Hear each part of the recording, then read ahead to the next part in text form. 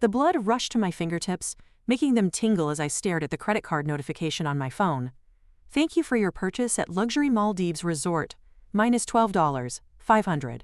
A purchase I never made.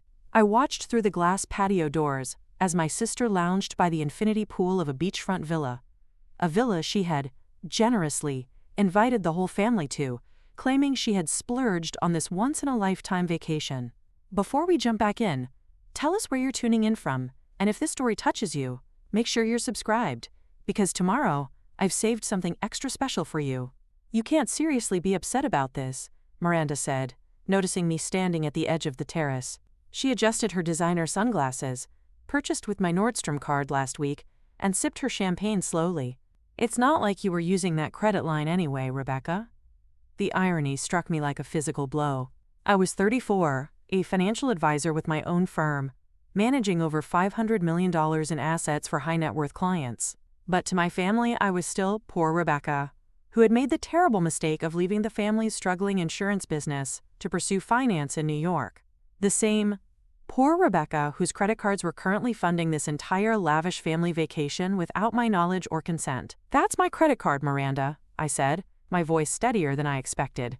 The folder in my beach bag containing statements of all the unauthorized charges they'd made over the past year suddenly felt heavy. And that's identity theft.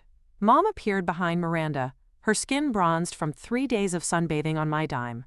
Rebecca, don't be dramatic, we're family. Miranda just helped us book this vacation, because she knows how these things work. You should be thanking her for including you. I fought the urge to laugh as the absurdity of the situation crashed over me. 10 years ago, when I decided to leave the family business to pursue wealth management in New York, they'd all but disowned me. My father's words still resonated in my memory. No daughter of mine is going to be a glorified calculator pusher. You'll be back when you're broke. So I'd let them think what they wanted. Let them believe I was struggling in some entry-level position. Meanwhile, I'd built Clearwater Financial into one of the most successful boutique wealth management firms in Manhattan, with a client list that included celebrities, tech entrepreneurs, and old money families. Rebecca, my father's booming voice called from inside the villa, come look at these jet ski rentals for tomorrow. They're a bit pricey, but Miranda says your card has plenty of room. My jaw tightened as I straightened my shoulders, feeling a strange, calm clarity washing over me. The glorified calculator pusher now had a net worth of over $30 million, managed $500 million in assets, and owned property in 4 countries, and apparently was also financing my family's luxury lifestyle without her knowledge. How long has this been going on? I asked, stepping onto the terrace. How long have you been using my credit cards? Miranda exchanged a quick glance with my mother, something passing between them that I couldn't quite read. Don't be so uptight, Becca, she said dismissively. We just borrow them occasionally when there's a good deal. You should be grateful we include you in our plans. Include me? I raised an eyebrow. This is the first family vacation I've been invited to in 5 years. Well, my mother sniffed. You're always so busy with that little job of yours. We assumed you couldn't afford to take time off. My little job. The one that had me on the cover of Financial Advisor Monthly last quarter. The one that had me speaking at investment conferences alongside billionaires. The one that allowed me to purchase the apartment in Tribeca that cost more than my parents' house. Where did you even get my credit card information? I asked, genuinely curious about how this scheme had started. Remember when you sent that care package when Dad was in the hospital? Miranda smirked. You included that sweet little note with your new address and phone number. I just had your mail forwarded for a few weeks. You got so many credit card offers it was almost too easy. The realization of how carefully this had been planned made my stomach turn. So you committed mail fraud too? Oh, please. My mother waved her hand dismissively. It's not like you were using all those fancy cards anyway. Living in that tiny apartment, taking the subway everywhere, we did you a favor building up your credit history. I thought about my tiny apartment, a 3,000 square foot penthouse overlooking the Hudson River. The subway I took occasionally because it was often faster than sitting in Manhattan traffic, even with a driver. The credit cards I rarely used because my wealth management team had better vehicles for my money. Besides, Miranda continued, it's not like you can't afford it. We know you make at least $75,000 at that financial place. That's plenty for a single woman with no kids. I almost choked. My salary last year, not including bonuses or investment returns, was over $2 million. My company had managed nearly $40 million in transactions last month alone. And it's not like we're buying frivolous things, my mother added, gesturing to the sprawling beachfront villa that cost $5,000 per night. These are important family memories. Just then, my brother-in-law Tyler appeared, carrying a tray of cocktails. "Who's ready for another round?" "Put it on Rebecca's tab," he joked, not realizing how literally they had been doing exactly that. "Tyler just got promoted to regional manager," my mother announced proudly. "They gave him a company car and everything." "Impressive," I replied automatically, knowing my driver was currently enjoying paid vacation time, while my Bentley sat in the garage back home. Preparing and narrating this story took us a lot of time, so if you're enjoying it, subscribe to our channel, it means a lot to us. Now back to the story. "Much more impressive than pushing papers in New York," Miranda added with a smirk. "Tyler's company is really going places. They're even talking about sending him to the leadership conference in Chicago next year." I thought about the leadership conference I'd keynoted last month in Tokyo, where CEOs of Fortune 500 companies had paid $10,000 a seat to hear my investment strategies. "Sounds exciting," I said mildly. "This is ridiculous," my father declared, emerging from the villa with a tablet in hand. "Rebecca, they want $900 for the jet ski rentals tomorrow. Can your card handle that, or should we put it on Miranda's?" "Miranda's?" I asked, confused. "Well, your sister's card," he corrected. "The one with your name on it that she manages for you." The pieces suddenly clicked into place. Miranda hadn't just been using my credit cards. She'd been pretending they were hers, that she was the successful one taking care of her struggling sister. "I see," I said quietly, a cold resolve settling over me. "And exactly how many of my cards does Miranda manage for me?" My father looked confused. "All of them," I thought. "The Amex Platinum, the Chase Sapphire, the Coutts World Silk." I almost laughed out loud. The Coutts card was invitation only, offered to clients with at least $1 million in liquid assets. It had a practically unlimited spending limit and came with a dedicated concierge. The annual fee alone was more than what my family thought I made in a month. "Dad," I said calmly, "those are my personal credit cards. Miranda doesn't manage them for me. She stole them." "Don't be ridiculous," Miranda snapped, standing up so quickly her champagne sloshed over the rim of her glass. "I'm helping you build credit history. You should be thanking me." "Thanking you?" I echoed incredulously. "For committing fraud? For stealing my identity? For using my cards without permission?" "We're family," my mother interjected, as if that explained everything. "Family helps family. And it's not like you're using these cards. When was the last time you took a vacation like this?" "Last month, actually. To my private villa in Santorini. The one with the chef and the infinity pool, and the view that made even my wealthiest clients gasp." "That's not the point," I said. "The point is, you've been stealing from me, lying to me, and apparently lying to each other about it." "No one's stealing," Miranda insisted. "We're just borrowing your good credit. It helps you too, you know. Keeps your accounts active." "And how exactly were you planning to pay these bills?" I asked, genuinely curious about how far this scheme extended.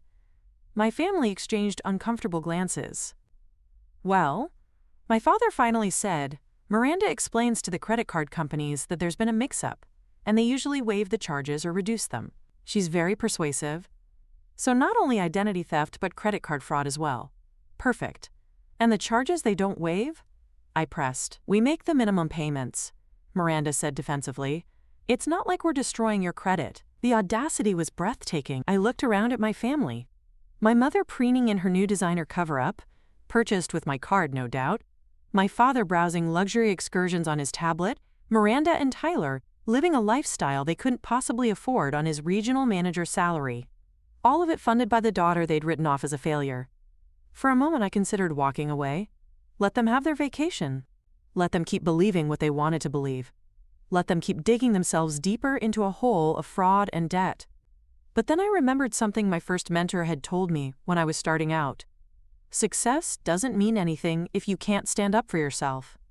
My jaw tightened as I straightened my shoulders, feeling the strength of everything I'd built without their support or approval. My fingers stopped tingling, a calm clarity washing over me. "Actually," I said quietly, I think it's time we had an honest conversation. Before anyone could respond, my phone rang, the special ringtone I'd assigned to my executive assistant.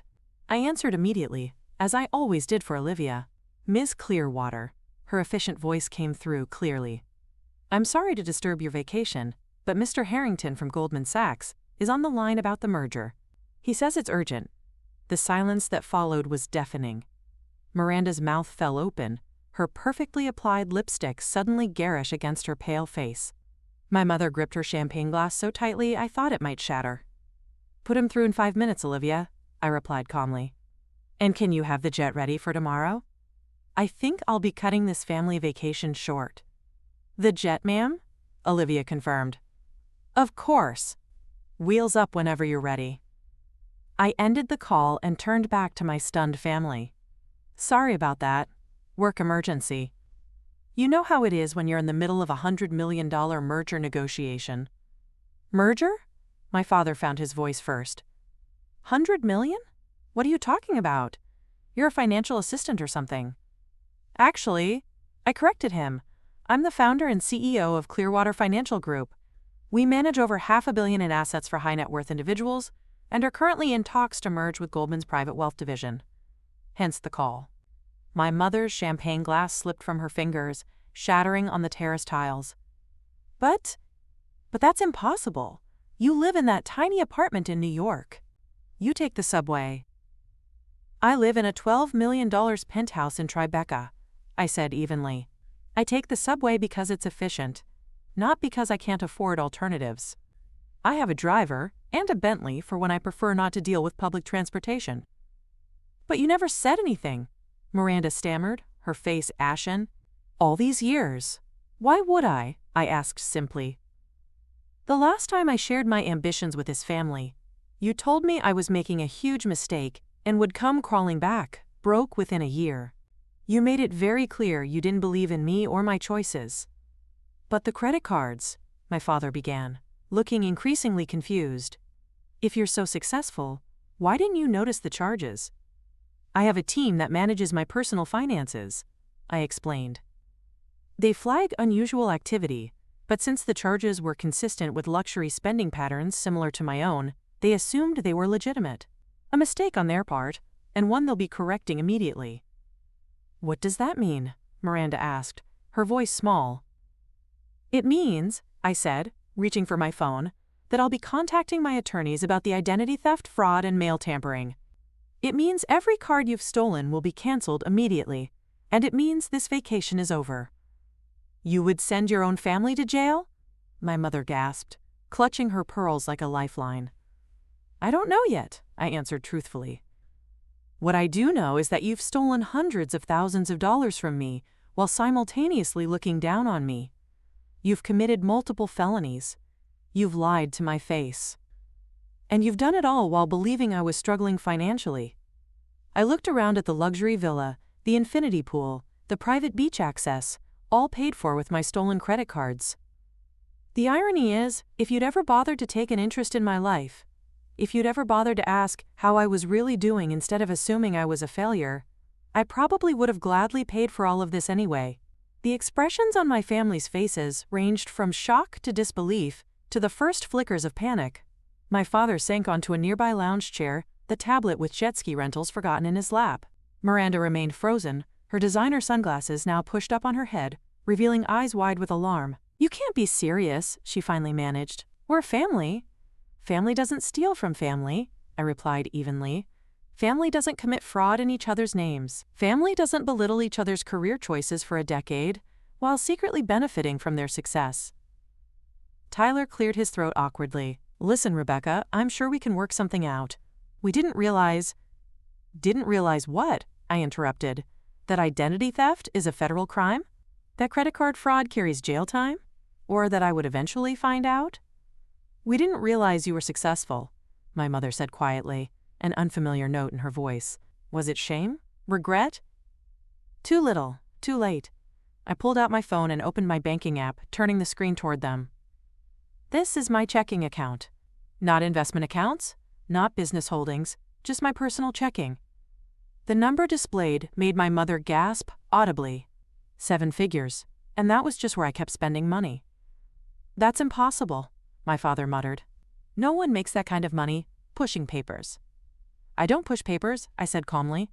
I make investment decisions that affect billions of dollars in capital movement. I advise people who run the world's largest companies. I speak at conferences where attendees pay 5 figures just to hear my insights. Before we jump back in, tell us where you're tuning in from, and if this story touches you, make sure you're subscribed, because tomorrow I've saved something extra special for you. The reality of the situation was finally starting to dawn on them. Miranda's face had gone from shocked to calculating. My sister had always been quick to spot an angle, to find a way to benefit from any situation. It was what had made her successful in the family insurance business, where manipulation was often mistaken for salesmanship. Well, she said, forcing a smile, this is wonderful news. My little sister, the financial genius. Why didn't you tell us? We would have been so proud. Would you? I asked, genuinely curious. The same way you were proud when I announced I was leaving the family business? The same way you were proud when I moved to New York? The same way you were proud when you were telling everyone I was barely scraping by while simultaneously stealing my credit cards? The artificial smile faltered. That's not fair. We were worried about you. So worried that you committed multiple felonies in my name. I nodded. How thoughtful. My father stood up suddenly. Now wait just a minute. There's no need for all this talk about felonies and attorneys. We're family. Families have misunderstandings. This isn't a misunderstanding, I corrected him. A misunderstanding is when you think dinner is at 7 but it's actually at 6. This is systematic fraud that's been going on for years.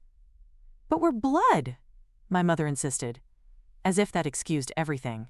Surely you wouldn't send your own family to jail over a few credit card charges. I glanced around the $5,000 per night villa. A few charges? Let's see. I pulled up my phone again, this time opening a document my assistant had compiled after I discovered the first unauthorized charge. In the past 2 years, you've charged approximately $347,000 across my personal credit cards. The color drained from my father's face. That can't be right. It's actually probably higher, I admitted. These are just the charges we've been able to track so far. There's this villa rental. Miranda's new SUV, the family vacation to Europe last summer that I wasn't invited to, the renovation of Mom and Dad's kitchen, Tyler's golf club membership. Rebecca, Miranda interrupted, her voice taking on the placating tone she used when trying to close a difficult insurance sale. You have to understand, we thought we were helping you. Helping me, I repeated flatly, by stealing from me, by using credit lines that were just sitting there, she insisted. Do you know what happens to credit cards that never get used? The companies close them. We were keeping your accounts active, building your credit score. The mental gymnastics were almost impressive. My credit score was perfect before you started your help, and it will be again once I clear up this fraud. But that's just it, she pressed on, sensing a potential opening. If you report this as fraud, it will damage your credit score.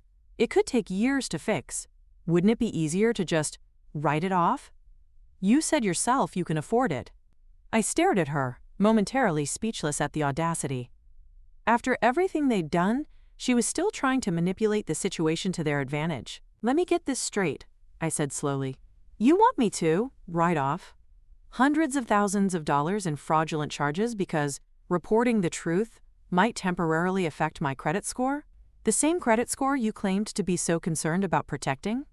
Preparing and narrating this story took us a lot of time, so if you are enjoying it, subscribe to our channel. It means a lot to us. Now back to the story. Tyler stepped forward, ever the practical one. What Miranda is trying to say is that there are solutions that benefit everyone. You're clearly doing very well for yourself, which is fantastic. We're all so proud of you. All so proud, I echoed. Yet none of you has ever visited me in New York. None of you has ever asked about my work. None of you has ever shown the slightest interest in my life until this very moment, when you realized I might be your ticket out of fraud charges. That's not fair, my mother protested weakly. We invited you to Christmas last year. After telling everyone I was too broke to bring gifts, I reminded her. After Miranda suggested taking up a collection to buy me a plane ticket home because, and I quote, Poor Rebecca can barely make rent in that shoebox apartment. The silence that followed was deafening. They knew it was true. Every word. I have a proposal, I said finally, setting my phone down on the table. I'm going to give you a choice. My family leaned forward collectively, hope flickering in their eyes. They still thought there was a way out, a way to manipulate the situation to their advantage. Option 1. I call my attorneys right now.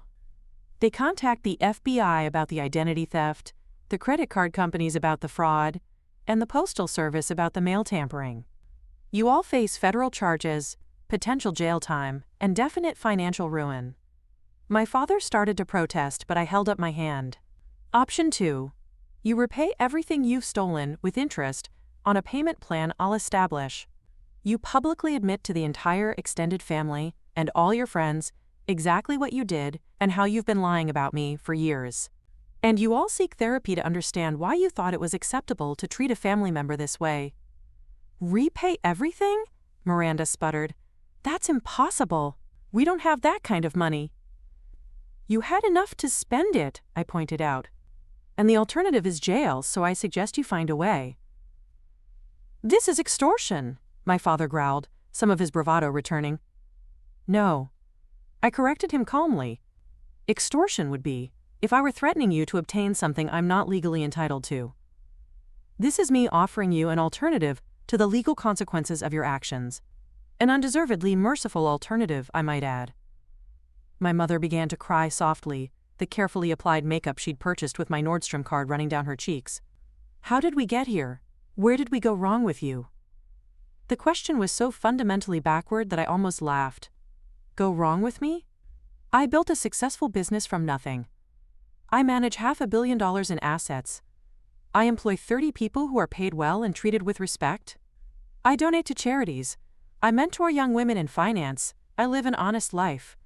I gestured around at the luxury villa, all of it obtained through deception. You're the ones living a lie. You're the ones committing crimes. You're the ones who've spent a decade putting down my career choices, while secretly benefiting from my success. And you think you went wrong with me? My words hung in the air, heavy with truth. For perhaps the first time in our family history, no one had a quick retort, a dismissive comment, or a backhanded compliment to offer. I'm going for a walk, I announced, grabbing my beach bag. When I return, I expect an answer. Option 1 or option 2. And if you're considering a third option, running, I should mention that my company's security team is already monitoring all your accounts and movement. Running will only add more charges. I turned and walked down the path toward the beach, the warm sand between my toes, a stark contrast to the cold clarity in my mind. 10 years of condescension, of dismissal, of being the family failure, all while they secretly siphoned money from the success they refused to acknowledge. The ocean stretched before me, vast and blue and indifferent to human dramas. I walked along the shoreline, letting the gentle waves wash over my feet, thinking about family and loyalty and the strange currencies of love. My phone buzzed with a text from Olivia. Jet confirmed for tomorrow morning, security monitoring in place as requested. Attorneys standing by for your decision. I smiled slightly. My team was efficient as always. In the 10 years since I'd left home, I'd built not just a business, but a support system of people who valued competence, honesty, and mutual respect. All the things my blood family seemed to lack. A memory surfaced. My father's booming laughter when I announced my plans to leave the family business. Finance? In New York? With no connections? No Ivy League degree? You'll be back within a year, begging for your old job back. I'd proven him wrong in every possible way, and yet there was no satisfaction in this moment of vindication, only a profound sadness for what could have been. If they had supported me, believed in me, or even just respected my choices, how different might our relationship be now? The sun was beginning to set when I made my way back to the villa, casting long shadows across the pristine beach. I felt calmer now, more centered. Whatever they decided, I would be fine.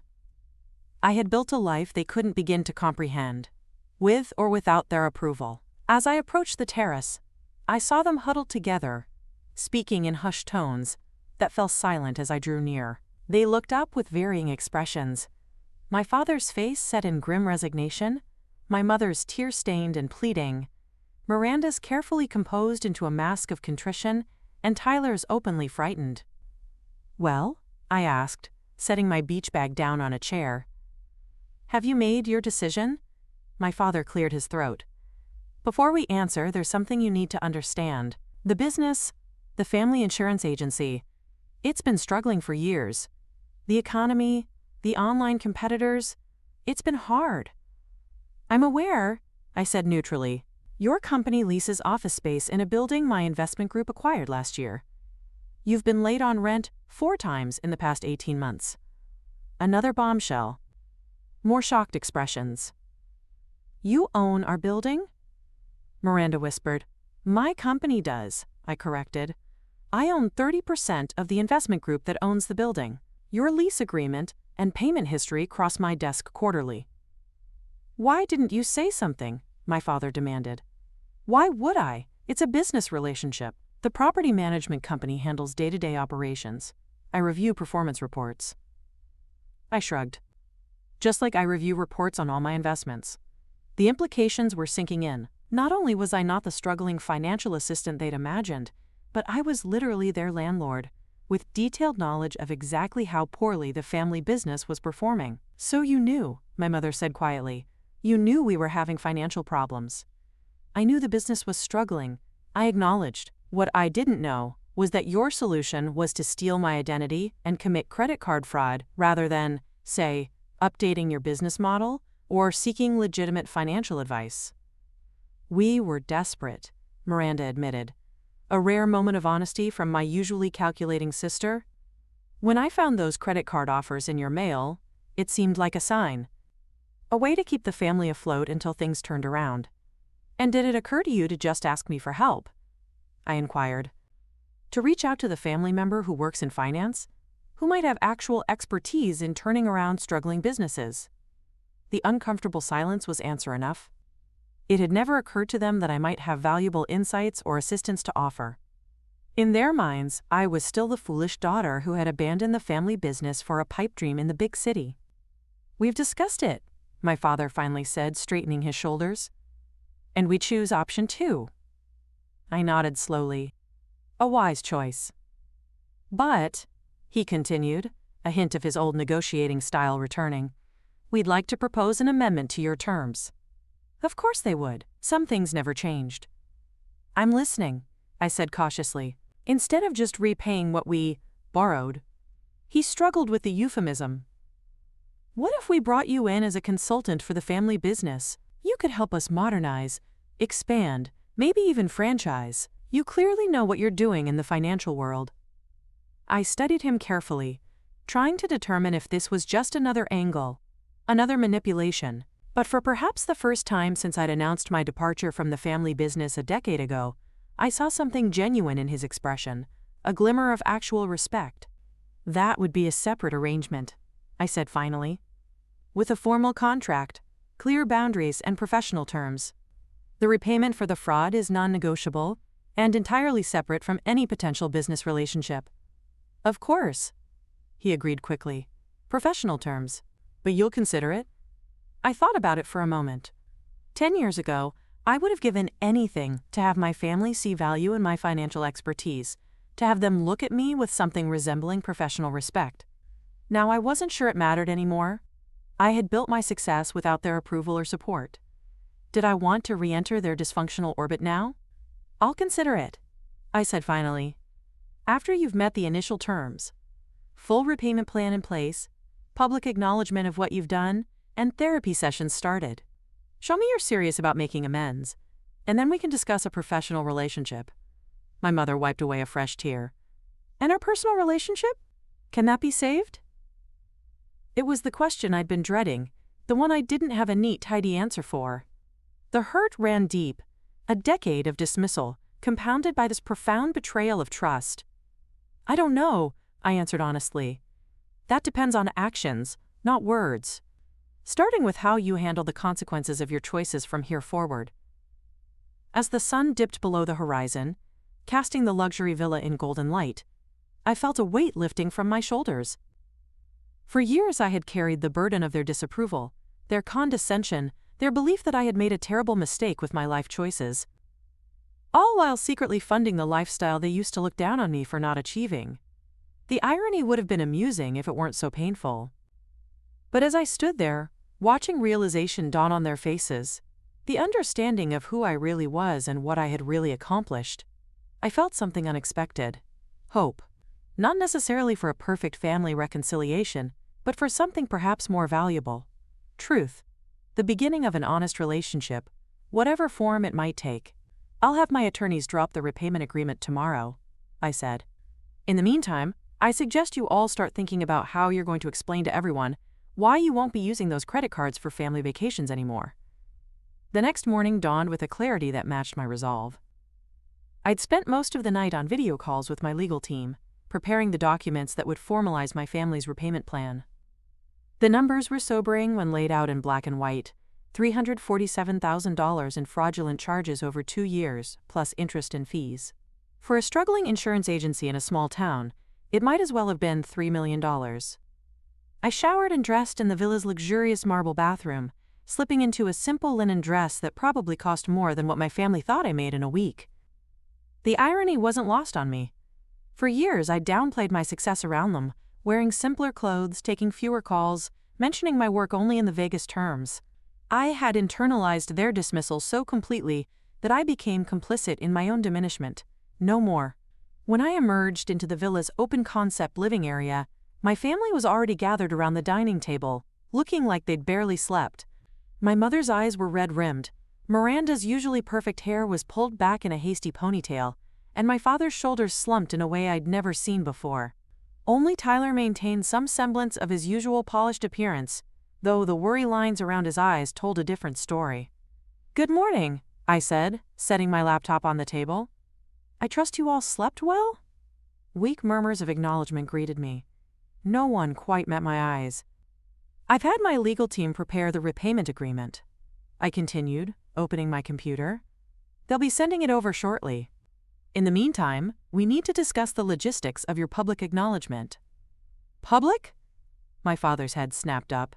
"I thought we'd agreed to tell the family, not make some kind of public statement."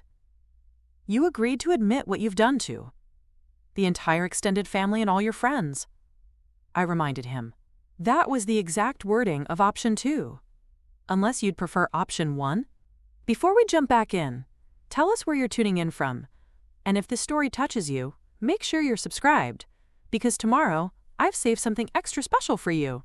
He sank back in his chair, defeated. No. We'll do what we agreed to." "Good," I nodded. "Now I've been thinking about the most efficient way to handle this. A family gathering would be time-consuming and might lead to selective disclosures. So I'm proposing a simple email to everyone, followed by individual conversations as needed." "An email?" Miranda looked horrified. "You want us to confess to fraud in writing? Sent to everyone we know?" "Not fraud," I corrected her. "That would only be relevant for option 1. For option 2, you'll be acknowledging that you borrowed from me without permission, that you've misrepresented my career and success for years, and that you're now making amends under a formal agreement." "That still sounds like an admission of wrongdoing," Tyler pointed out. "Because it is," I said simply. "That's the point. Accountability requires acknowledging what you did wrong." My mother dabbed at her eyes with a tissue. "Must we really tell everyone? Couldn't we just make it right with you?" "Making it right with me includes taking responsibility publicly," I said firmly. "You've spent years telling everyone how I was struggling, how I made a terrible mistake leaving the family business, how I could barely afford my tiny apartment in New York, all while secretly using my credit cards to fund your lifestyle. The correction needs to be as public as the lie was." My phone buzzed with an incoming email. "Ah, perfect timing. Here's the agreement." I forwarded it to each of them, watching as they pulled out their phones to review the document that would define our relationship for the next several years. My father was the first to react. 10 years? You expect us to make payments for 10 years? Would you prefer 20? I asked mildly. The monthly amount would be lower. This is impossible," he sputtered, scrolling through the payment schedule. These monthly payments would bankrupt the agency. The agency you claimed was doing so well whenever you belittled my career choices? I raised an eyebrow. The one that's been late on rent 4 times in 18 months? Preparing and narrating this story took us a lot of time, so if you are enjoying it, subscribe to our channel. It means a lot to us. Now back to the story. Miranda stared at her phone, her face growing paler by the second. And these? Additional considerations? Family therapy twice a month for a minimum of 1 year? Non-negotiable, I confirmed. We all need to understand how we got here. And the acknowledgement email needs to be sent within 48 hours of signing this agreement? Tyler looked up, clearly the only one who'd read that far. Yes, I nodded. I've included a template in Appendix B. You can modify the wording as long as it contains the key disclosures outlined in Section 3. 2. My mother set her phone down, unable to continue reading. This feels so formal, so cold. We're family, Rebecca. Yes, we are, I agreed. Which is why I'm offering you option 2 instead of pressing charges. But family doesn't mean enabling destructive behavior or avoiding accountability. It means loving each other enough to demand better. A heavy silence fell over the table as they absorbed my words. For perhaps the first time, they were seeing me not as the daughter who had abandoned the family business, not as the little sister who needed to be managed, but as a woman who had built something substantial on her own terms. A woman who was now setting the terms of our relationship moving forward. What about your offer to consult for the agency? My father finally asked. There's nothing about that in here. As I said yesterday, that would be a separate arrangement, I explained. One we can discuss after you've demonstrated commitment to making amends. 1 step at a time. And if we can't meet these payment terms? Miranda asked, the calculation evident in her voice. What then? You'll send us to jail after all? I studied my sister for a moment, recognizing the familiar pattern. Always looking for leverage, for a way to negotiate, for an angle that would benefit her. It had served her well in sales, but it had corroded her ability to engage honestly with people, especially family. The agreement includes provisions for financial hardship, I said. If you genuinely cannot make a payment, there are procedures for adjusting the schedule temporarily. But those adjustments require complete financial transparency, bank statements, tax returns, everything. Everything? My father looked alarmed. Everything, I confirmed. No more secrets, no more hiding. If you claim you can't afford a payment, you'll need to prove it. Quote, another silence descended, heavier than before. I could almost see the calculations happening behind their eyes, weighing their pride against the threat of legal consequences, measuring their desire for things they couldn't afford against the humiliation of admitting what they'd done. You've built something remarkable, haven't you? My mother's voice was quiet, tinged with something that might have been regret. All these years, while we thought you were struggling. I wasn't struggling, I said simply. I was thriving, building, growing, creating something meaningful. Why didn't you tell us? She pressed. Why let us believe you were barely getting by? The question caught me off guard. I'd been so focused on their deception that I hadn't fully examined my own role in perpetuating the fiction. At first it was because you made it clear you didn't want to hear about my success. I admitted, after a moment. Every time I mentioned a promotion or a new client, it was met with dismissal or belittling comments. So I stopped sharing. I traced a pattern on the polished table with my fingertip, organizing my thoughts. But later, I think I realized that your perception of me as struggling somehow gave you comfort. It validated your belief that leaving the family business was a mistake, and part of me was curious to see how long you'd maintain that fiction, even as evidence to the contrary mounted. Like what evidence? Miranda challenged. You never showed any signs of wealth when you visited. I flew home on commercial flights because my jet was too ostentatious for the local airport, I pointed out. I wore simpler clothes because designer labels seemed out of place. I stayed in the guest room at Mom and Dad's instead of the 5-star hotel I could have booked. I made myself smaller to fit your narrative. My father frowned. That's not fair. You deliberately misled us. I didn't correct your assumptions, I acknowledged. But I never lied. I never stole from you. I never committed fraud in your names. There's a profound difference between privacy and deception. Tyler, who had been unusually quiet throughout this exchange, finally spoke up. "So where do we go from here? Practically speaking, I mean." It was a good question, one that cut through the emotional complexity to the pragmatic reality we now faced. "You sign the agreement," I said. "You send the acknowledgement email. You begin therapy. You start making payments. And we see what kind of relationship might be possible once the truth is on the table." "And you?" Miranda asked. "What do you do?" "I continue building my life and my business," I replied. "I engage with the therapy process honestly. I hold you accountable to the terms we've agreed upon. And I remain open to the possibility that something better might emerge from this wreckage." My phone buzzed again, Olivia confirming that the jet was ready whenever I was. A clean escape beckoned, a return to my orderly, successful life in New York, far from this messy family drama. But running away had never been my style. I hadn't built Clearwater Financial by avoiding difficult conversations or uncomfortable truths. I'd built it by facing challenges head-on, by seeing opportunity where others saw only obstacles, by transforming problems into possibilities. Perhaps this family crisis was no different. Perhaps there was something to salvage here, something to build. Not the childhood family I'd wanted but never had, but something new. Something honest. Something real. "I have another proposal," I said suddenly, closing my laptop, "one that's not in the agreement." 4 pairs of eyes fixed on me with varying degrees of wariness and hope.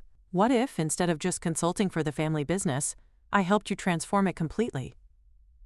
The idea was taking shape as I spoke, a vision forming in real time. The insurance industry is changing rapidly.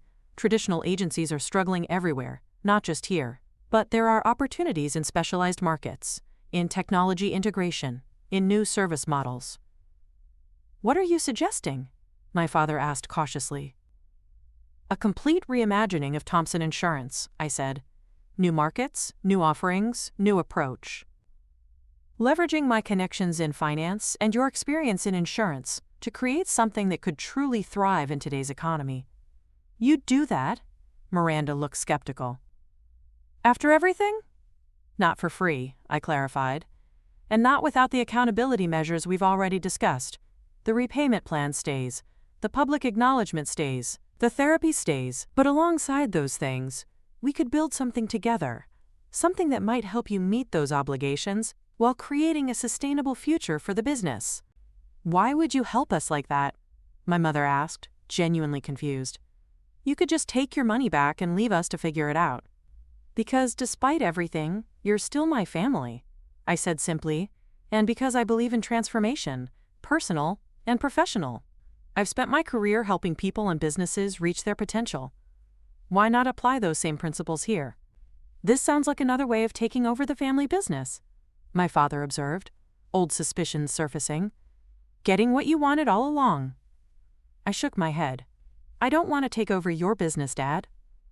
I run a $500 million wealth management firm. What I want is to help you create something sustainable that allows you to repay what you owe while rebuilding some measure of trust between us." "And if we refuse?" he pressed. "Then option 2 stands as written?" I shrugged. "Or you can still choose option 1 if you prefer federal charges." It wasn't an ultimatum, not exactly. It was a door, a different path forward than either the punitive measure of option 1 or the strictly transactional nature of option 2.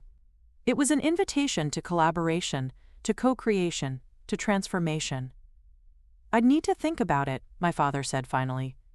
"We all would," Miranda added. "Of course." I nodded. "Take the day. Discuss it among yourselves. I'll delay my flight until tomorrow morning." I stood, gathering my laptop and phone.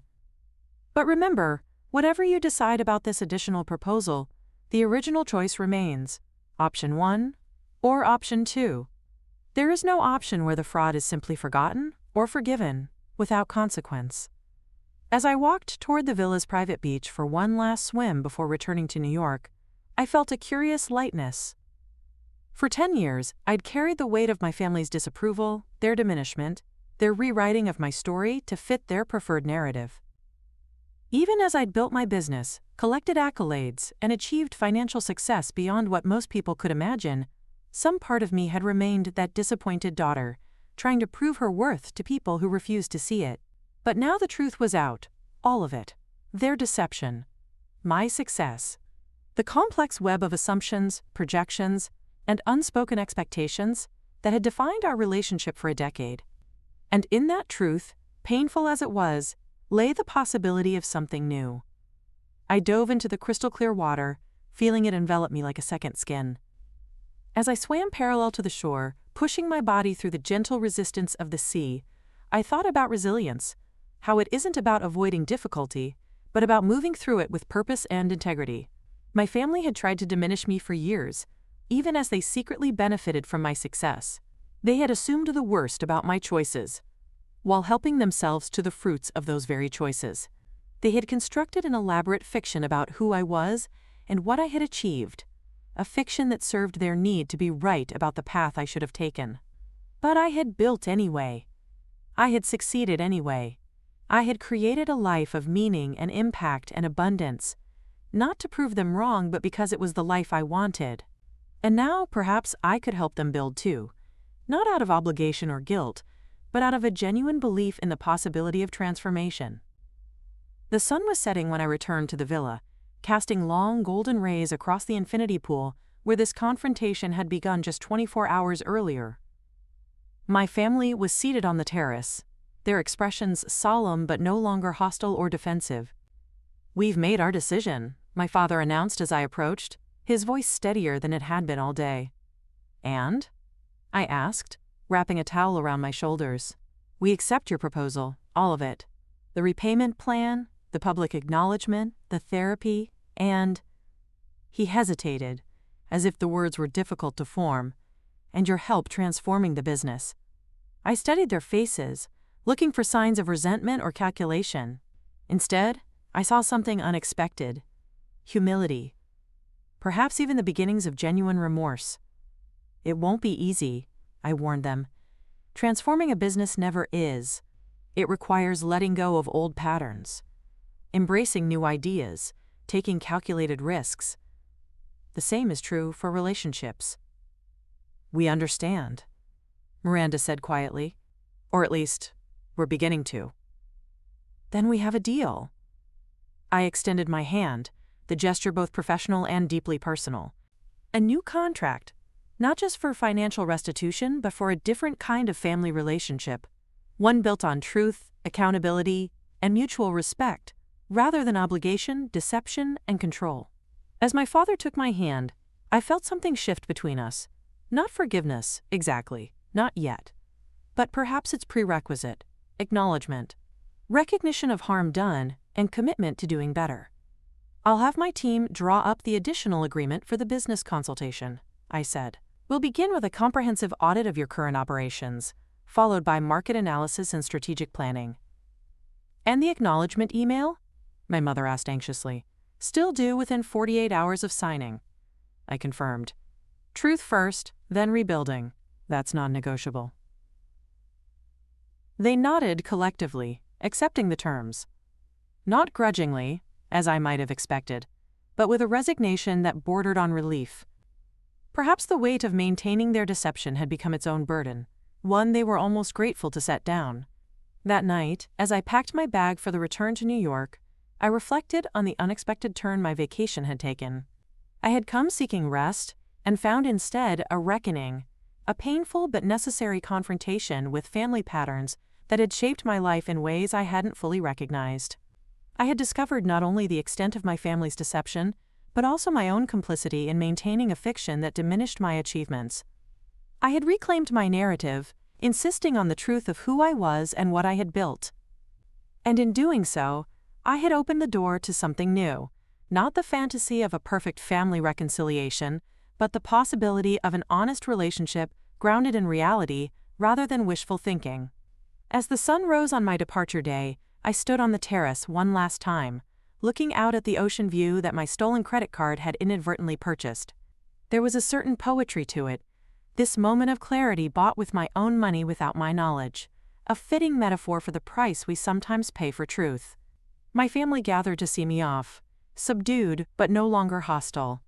The agreements were signed, the acknowledgement email drafted, the first therapy appointment scheduled. The work of rebuilding, both the business and our relationship, would begin when I returned next month for our first formal consultation.